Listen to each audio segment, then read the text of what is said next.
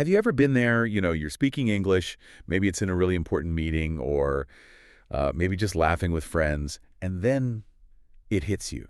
Mm, This sudden, unsettling blankness. mm. Your voice kind of falters. You feel that shiver of uncertainty, and you just freeze. Yeah, That moment. that moment of hesitation, right? That abrupt quiet. I mean, that's doubt, isn't it? It's a feeling, well, almost everyone experiences, I think. Like a common companion on any journey that pushes you, beyond your comfort zone. Definitely. Especially when you're navigating something like learning a new language, like English. It's so true.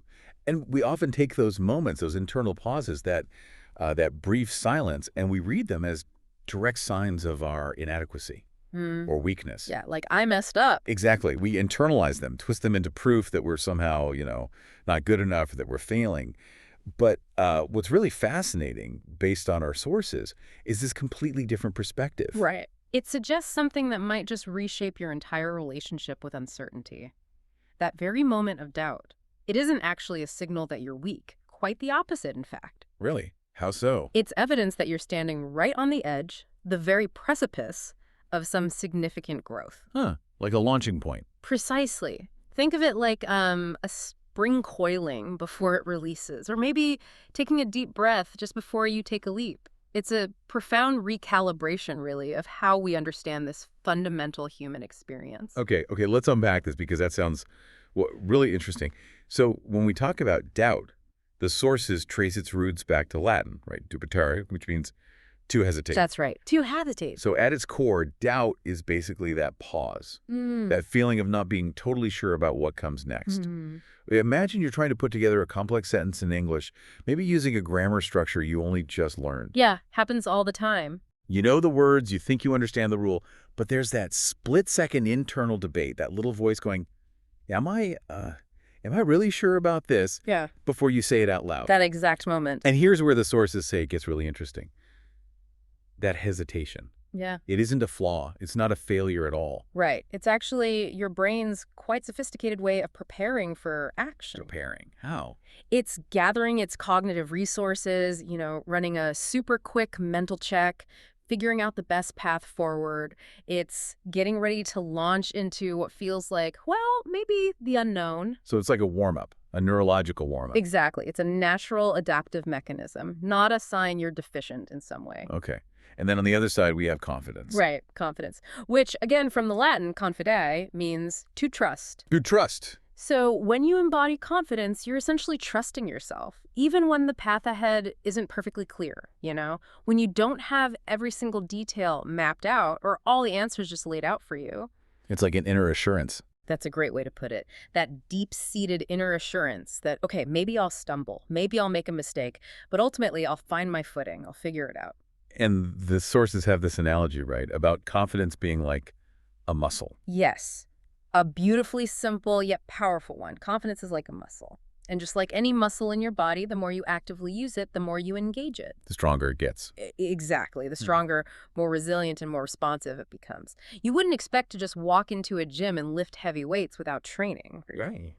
Well, similarly, you can't really expect to have robust confidence without actively, deliberately exercising it. So it's not something you're born with or without. It's built. Absolutely. The analogy powerfully emphasizes that. Confidence isn't some fixed trait given to some lucky people and not others. It's dynamic. It's a capacity that grows directly in proportion to your consistent effort and, crucially, your intentional action. Okay, and this leads to what really grabbed my attention in the source material, this idea that doubt and confidence aren't opposites fighting each other, not enemies. But partners. Intrinsic partners, two sides of the same coin, basically. That's pretty striking, isn't it? It really is. It flips the script. Imagine a coin. One side is doubt, the other is confidence. The material suggests confidence wouldn't really exist without doubt. Because Confidence is built, it's strengthened, it's proven precisely by navigating uncertainty, by overcoming doubt. Right. Think about it. If you never had that moment of, am I sure? Or can I actually do this? Yeah. How would you ever get that amazing feeling of having pushed through, of having succeeded despite the challenge? You wouldn't have anything to overcome. Exactly. It's the very act of moving through that hesitation, even if it's just a tiny tremor of doubt, that crystallizes your self-belief.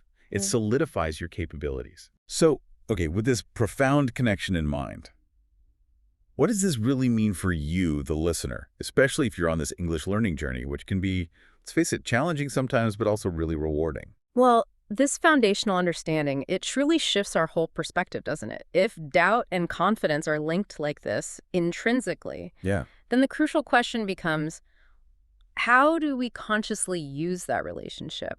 How do we leverage it to our advantage? Okay. And the core insight, as our sources articulate it, is that every single instance of doubt, I'm not sure if I can say this right, or will they understand me? It isn't a dead end. It's not a stop sign. Exactly. It's not meant to halt your progress. It's more like a yield sign. A yield sign. Me. Meaning it's an invitation to proceed, yes, but with intention, with a bit more awareness maybe, and definitely with an eye toward learning something from that moment. So it's the friction, Yeah. the resistance that builds the muscle.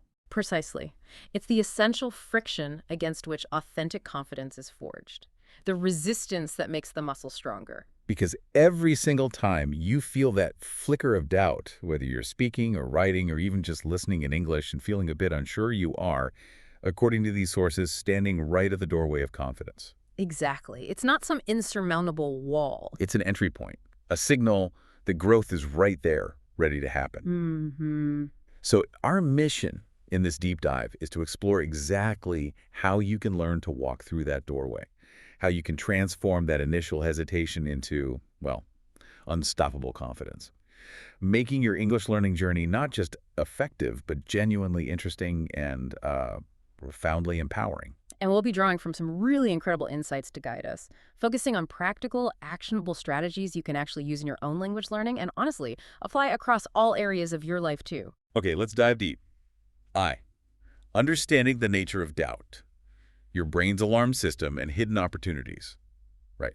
So to really transform doubt into confidence, we first need to understand what it actually is, its fundamental nature. Got it.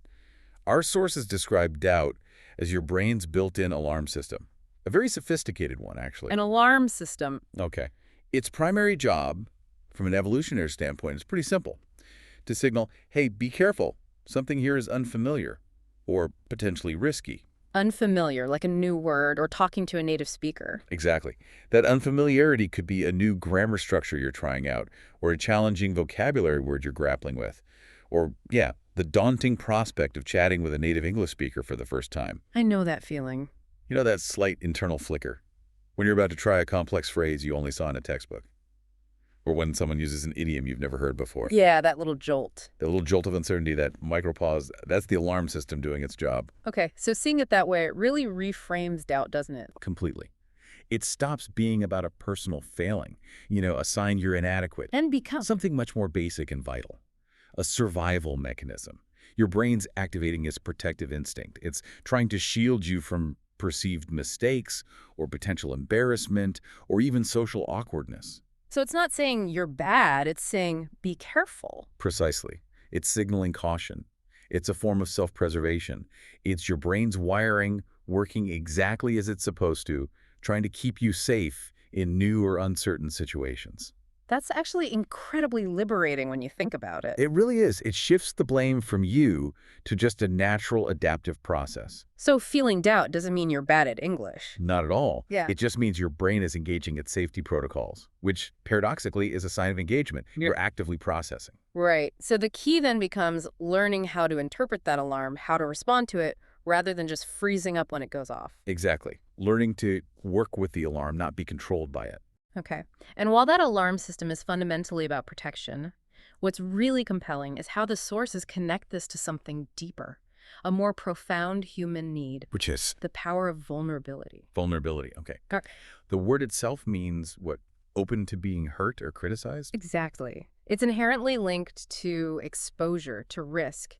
And when you're speaking English, especially when you're still learning, Oh, yeah. that feeling of vulnerability, the fear of sounding wrong, making a mistake, being judged by others, it's incredibly common.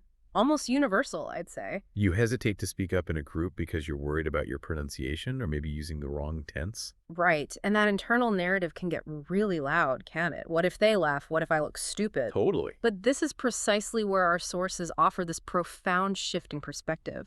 They propose that vulnerability is not weakness. Not weakness. Then what is it?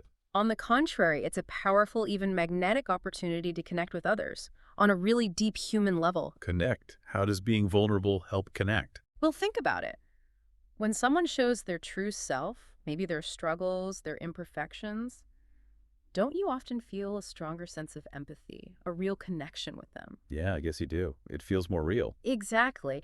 People often admire vulnerability precisely because it shows genuine honesty. It shows courage, authenticity. It's like dropping the mask. It's a bold act of showing up as you are, imperfections and all, rather than pretending to be someone you're not. When you allow yourself to be seen as imperfect, as someone who is actively trying, who is in the process of learning, You kind of invite empathy. you inherently invite empathy and compassion from others. You're basically signaling, look, I'm human and I'm learning, and that often brings out support, not judgment, That makes sense. It bypasses the superficial stuff. and builds real bridges between people. It's an act of genuine self-revelation. So embracing that vulnerability in your English learning journey could actually open doors, Yeah. lead to more genuine interactions. Absolutely. It lets others see your effort, your courage, and that often prompts a supportive response, not a critical one. It normalizes making mistakes as just part of learning. Exactly. It makes others much more likely to offer help, maybe share their own learning stories. It cultivates a richer, more encouraging environment around you. I can picture that. Yeah. Like, you bravely try to tell a story in English, maybe you stumble a bit, search for a word, pause. Mm-hmm. Instead of someone rolling their eyes, they listen intently. Maybe offer a kind smile, perhaps even gently suggest the word you're looking for. Right. Not out of criticism, but out of shared understanding, like, I get it, I've been there. That shared moment, facilitated by your willingness to be vulnerable, that's incredibly powerful. It really is. It's building connection, not putting up barriers. Okay, so vulnerability can foster connection. But you mentioned another big source of doubt, comparison. Yes. Comparison, which often does the exact opposite of building connections. It acts more like a silent thief of your internal resources. A thief, how so? Oh, to compare means constantly measuring yourself against others. And in English learning, this is super common and potent. Like seeing someone who speaks so fluently. Exactly. Maybe a native speaker or even another learner who just seems miles ahead. And you find yourself thinking, wow, I'll never be that good. Or my English will never sound that natural. Ugh, yeah, that thought. That thought process, that relentless external measuring stick, it's profoundly damaging to your own internal progress and your well-being. And the sources had a phrase for this, right? They did. A really powerful and memorable one. Comparison is the thief of joy. Comparison is the thief of joy. Wow. And it's not just a catchy phrase, it's a deep psychological insight. It implies that by constantly fixating on how you stack up against others, you actively rob yourself of your own happiness, and you severely stifle your personal growth. How does it stifle growth? Think of it this way. Your brain has like a finite amount of processing power and emotional energy, right? When you dedicate a big chunk of that energy to comparing yourself to external benchmarks, you divert it. You divert it from appreciating your own unique journey, acknowledging your individual progress, and focusing on your next steps. You get stuck looking sideways instead of forward. Precisely.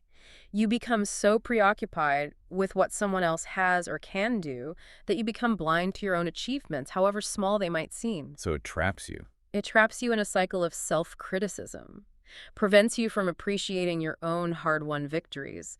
It really highlights how important it is to have an internal locus of control for your happiness and motivation. Meaning comparing yourself to yourself. Yeah. Yesterday's version of you. Exactly. Your progress should be measured against your own past self, your own previous abilities, not against someone else's highlight reel or their perceived perfection. Yeah, you could spend an hour practicing, feel pretty good about it. Right. Making some real gains. And then you scroll social media, see someone's perfect post, or hear their perfect accent. And boom, that immediate deflation, that familiar pang of doubt, that's the thief at work, subtly robbing you of the satisfaction of your own effort, your own momentum. Okay, so we've got doubt as an alarm system, vulnerability as a path to connection, comparison as a joy thief, How do we then take doubt itself and make it work for us, not against us? Right. This brings us to a really crucial paradigm shift. Instead of seeing doubt as the enemy, something to avoid or suppress or fear, Yeah. the fundamental transformation our sources push for is to embrace it. Embrace it as a teacher, a guide, maybe even a mentor. A teacher. Doubt is a teacher. Yes. It's about consciously changing your relationship with that feeling, moving from conflict and resistance to collaboration and curiosity. Okay, how do you do that? Our sources suggest a really potent question to ask yourself the moment that feeling creeps in. What is it? Simply ask, what is this doubt trying to show me? What is this doubt trying to show me? Huh? It seems simple, but it holds immense power because it immediately transforms your mindset. You shift from being a passive victim of doubt, kind of paralyzed by uncertainty, Mean. an active, inquisitive learner. Yeah. You move from internal judgment to internal investigation. Okay, so what might it show me?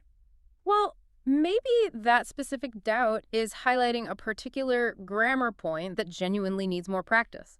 Like the difference between past simple and present perfect. Okay, a specific skill gap. Or it might just be a gentle internal reminder to consciously slow down your speaking pace.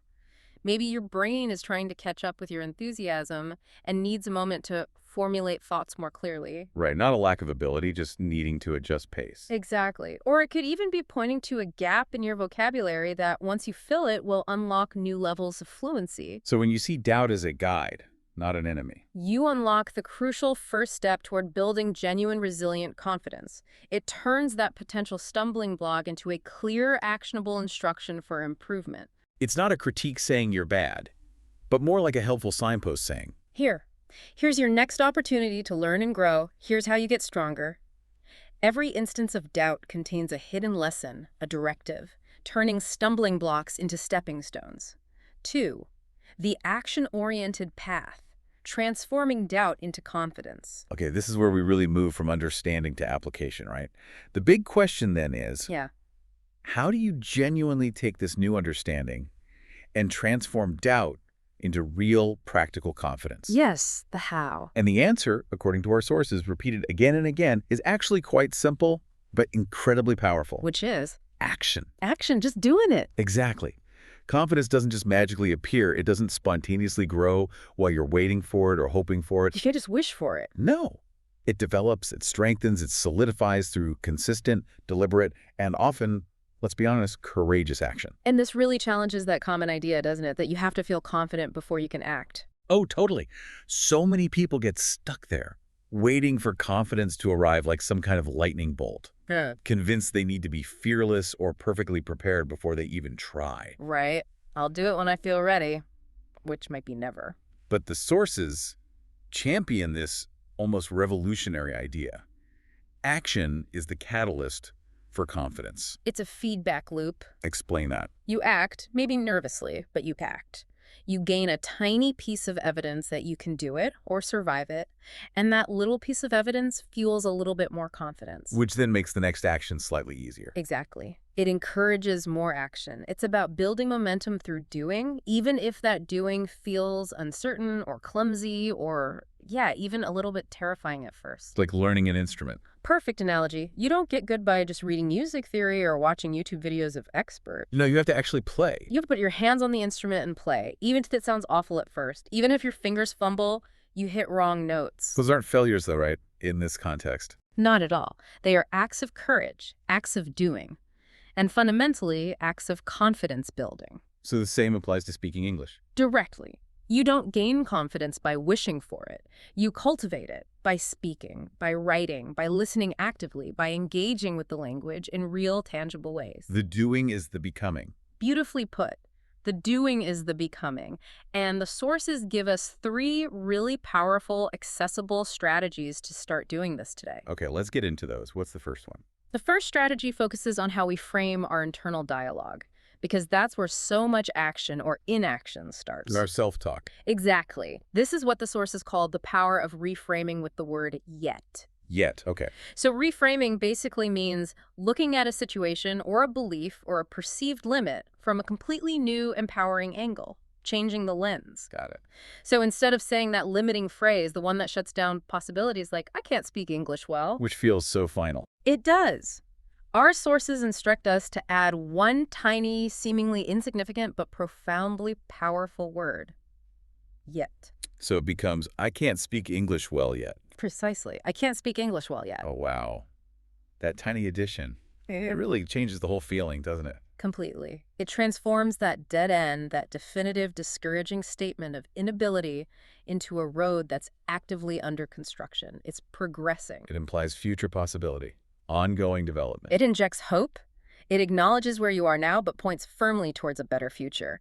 And crucially, it cultivates that growth mindset we need. So you're not denying the struggle. Not at all. You're acknowledging it, but simultaneously asserting your inherent capacity for change and improvement. That single word opens up a pathway where none seemed to exist before. It signals to your brain this isn't permanent. Exactly. This is a temporary phase of learning. And this linguistic shift, it can literally influence your brain's neural pathways, rewiring them from resignation and defeat to aspiration and proactive engagement. Like reprogramming. In a way, yes. It influences how you see challenges and your own power to overcome them. Think of a big construction project. It's not failed if it's not finished. It's under construction. Right, implying progress, eventual completion. The word yet applies that same powerful logic to your personal growth. It's a mental framework for continuous forward momentum. That's a brilliant, really actionable mental shift. And it leads right into the second step. It does. Practicing with courage. Practicing with courage. Now, courage, as the sources define it, it's not about not being afraid, right? Absolutely not. That's a huge misconception that paralyzes people. True courage means taking action despite feeling afraid, despite the nerves, despite the potential for discomfort. That's such a vital distinction. It removes that pressure to be fearless before you start. Totally. And the sources give a brilliant, tangible example. Deceptively simple, but hugely impactful. Which is? Record yourself speaking English for just 1 minute every single time. 1 minute a day. Okay. That sounds doable, but maybe a bit intimidating. It can be initially. You might hear your voice, critique your accent, notice yourself stumbling over words. That internal critic might get really loud. Yeah, I can imagine. But here's the profound impact. By consistently taking that small, brave action day after day, gradually, almost without noticing at first, What happened? you'll start to notice your voice getting steadier, your sentences flowing more clearly, your pauses becoming less frequent or shorter. So confidence gets built brick by brick. That's exactly how the sources describe it. Meticulously built, brick by brick, through repeated, courageous effort. Each recording, each minute you push through the awkwardness is a solid brick in that foundation. Like the tightrope walker analogy you used earlier. Exactly. They feel fear, the height is real, the wire is narrow, but they take the first step anyway. And each step builds confidence. Not because the fear disappears, but because they learn to act in spite of it. They learn to move with the fear, maybe even use it as focus. So this daily recording isn't just about improving English skills. It's also about conditioning your brain to act despite apprehension, building a habit of bravery. And as you practice courageously like this, you also need to let go of something else. What's that? A really powerful, often crippling expectation that holds so many learners back. Okay, which brings us to the third step. Yes, embracing progress over perfection. Perfectionism, the big one. It really is. So many language learners mistakenly believe they have to achieve absolute flawless execution before they can confidently speak or use the language in real life. They wait and wait. They wait until their grammar is perfect, their vocabulary is huge, the pronunciation is native-like, before they feel ready to actually communicate. Which might never happen. Exactly. Our sources state unequivocally, perfection is an illusion. It's an unattainable ideal, a mirage that keeps countless people from ever truly starting or committing or just experiencing the joy of real communication. So what does matter then, if not perfection? Consistent improvement, that's what genuinely matters, Yeah. and what fundamentally drives authentic confidence. No matter how small, how incremental, how seemingly insignificant that improvement looks on any given day. Just getting a little bit better each time. Yes. And crucially, the sources offer this incredibly liberating insight. Every mistake you made, every stumble, every awkward pause, Yeah. They're not failures. they're not failures. Instead, they are irrefutable, tangible evidence of your ongoing progress. Evidence of progress. How? Because they prove you are trying. You're pushing your boundaries. You are learning. Wow.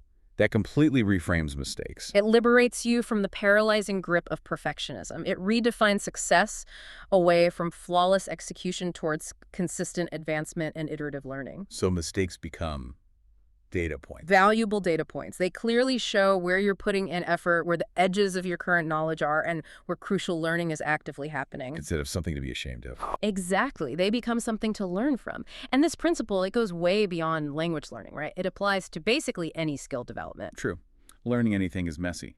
It's inherently iterative, often messy, and involves continuous imperfection, refinement, adaptation. Think of a sculptor. They don't carve a perfect statue in one go. They chip away, make adjustments, refine. Sometimes they might even remove too much stone, make a mistake. But each action contributes. Each action, each correction, each adjustment contributes to the final evolving form. The real beauty, the real learning is in that dynamic, imperfect process, not just the mythical finished product. 3, hands-on strategies. Practical exercises for daily confidence building. And what's really compelling about these 3 principles, reframing with yet, practicing with courage, and progress over perfection, is they aren't just nice ideas. Right, they lead to actual things you can do. Exactly. They form the bedrock for tangible, repeatable actions. Confidence, as we've established, isn't just given to you, it's actively cultivated. Through practice. Deliberate, consistent practice. And our sources provide 3 incredibly simple, yet profoundly powerful exercises you can integrate into your daily routine right away. Okay, practical tools. I like it. These are designed to train your brain to consciously move from doubt to confidence in English, moving from understanding to doing. So let's dive into these confidence boosters. Well, that's the first one. This is about putting that intention into powerful daily practice. The first exercise, deceptively simple, almost disarmingly so. Okay, I'm ready. Stand directly in front of a mirror and speak English to yourself for just 2 minutes every single day. 2 minutes in the mirror. Okay, what do I talk about? Choose straightforward, familiar topics to start. Describe your plans for the day, talk about your favorite food, recount something interesting you learned, maybe from an article or a conversation. Keep it simple. It might feel a bit awkward at first, right? Talking to yourself. Oh, absolutely. You might feel silly, you might blush listening to your own voice, but the profound benefit, often unexpected, is that it helps you physically see yourself as a confident speaker. Ah, the visual reinforcement. Exactly. It increases your comfort level with your own voice, your facial expressions, your overall presence when communicating in English. It literally desensitizes you to the act of speaking aloud, even if your only audience is you. And the power there is reducing that audience threat, because the only audience is you. Precisely. No external judgment, only self-observation. It fosters self-acceptance. It lets you experiment freely with pronunciation, intonation, phrasing, without that fear of critique. You can try new sounds, stumble, correct yourself safely. All in a completely secure environment. And over time, doing this mirror method consistently helps build a more positive self-image as an English communicator. Making it less daunting to then speak to others. Exactly. It feels less like a high-stakes performance and more like a natural extension of your daily practice. It normalizes the act of speaking English for yourself, turns it from scary to routine. Okay, that makes a lot of sense. The physical act of seeing yourself. What's the second exercise? The second leverages the power of positive self-talk, building on that internal reframing. This involves creating one powerful sentence, a sentence that specifically gives you strength and encouragement, like a personal mantra. A power sentence. Okay, why? It's about actively countering those sneaky moments of doubt with intentional, constructive self-reinforcement. Do the sources give an example? Yes, an excellent one that really captured the essence of growth is, I am learning and I am improving every day. I am learning and I am improving every day. Simple, positive.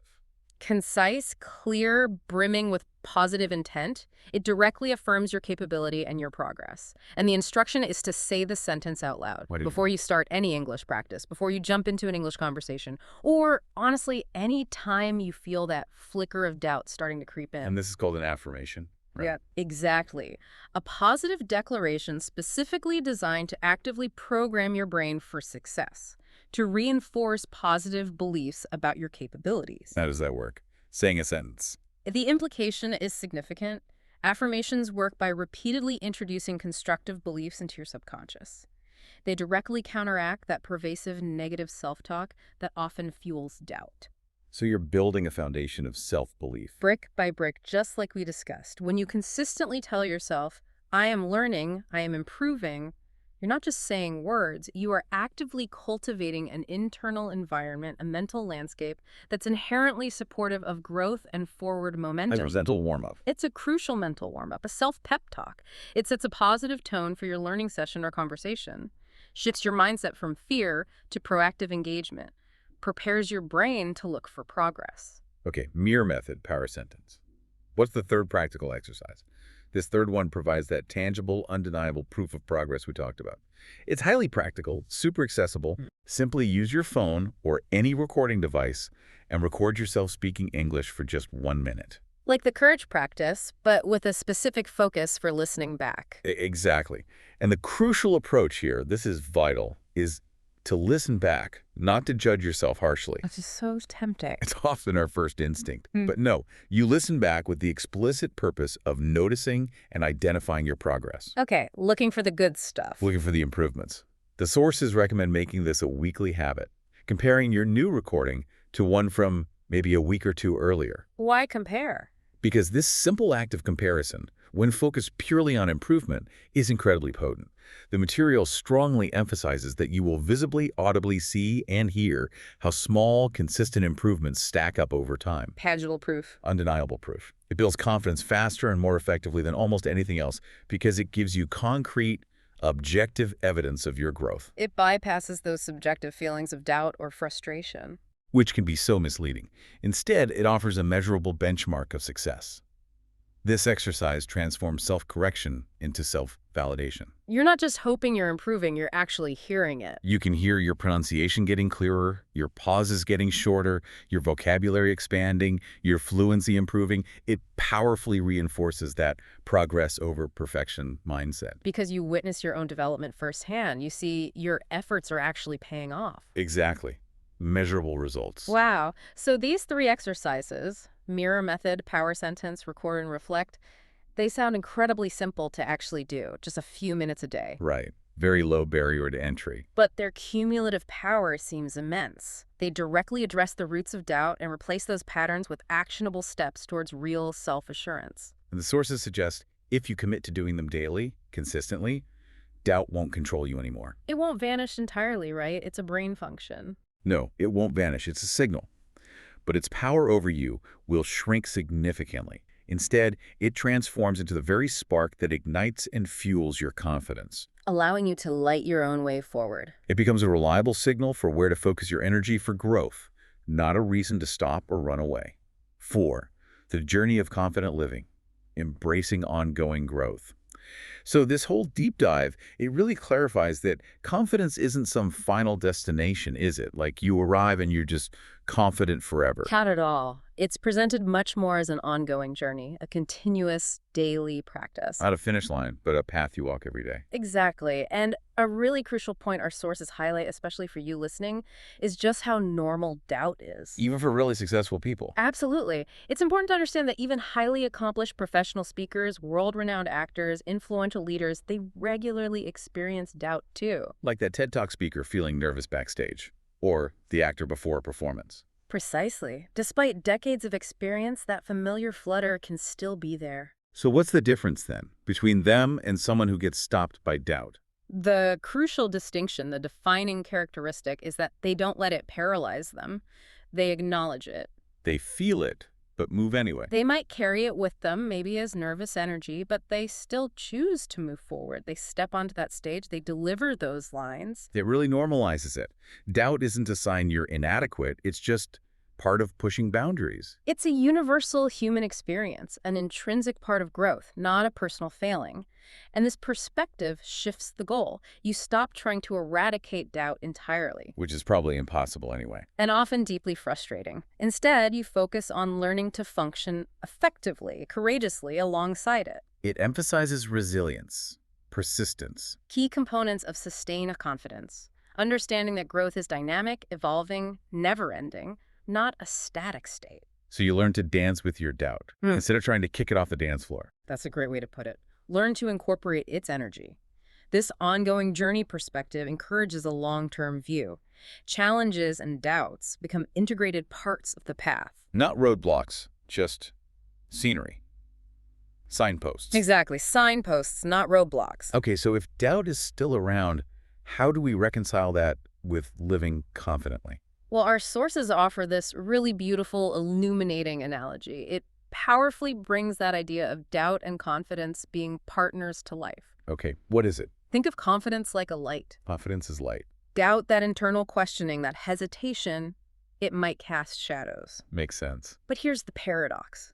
The very existence of those shadows, by definition, proves that the light is present. You can't have a shadow without a light source. Exactly. And in a strange, compelling way, the deeper the shadow, the brighter the light must be to cast it. Wow. Okay, unpack that connection. This analogy brilliantly illustrates that the mere existence of your doubt actually validates the presence of your confidence and courage. My doubt proves I have confidence. In a way, yes. It serves as a powerful reminder that imperfections, missteps, moments of hesitation don't cancel out your underlying abilities or the strength of your efforts. Instead, they highlight the ongoing, dynamic process of your growth. They're evidence of your journey forward. So when I choose to speak English with confidence, even if I feel a hint of doubt, maybe my voice shakes a bit, or I'm not sure about a word. You're not just sharing words.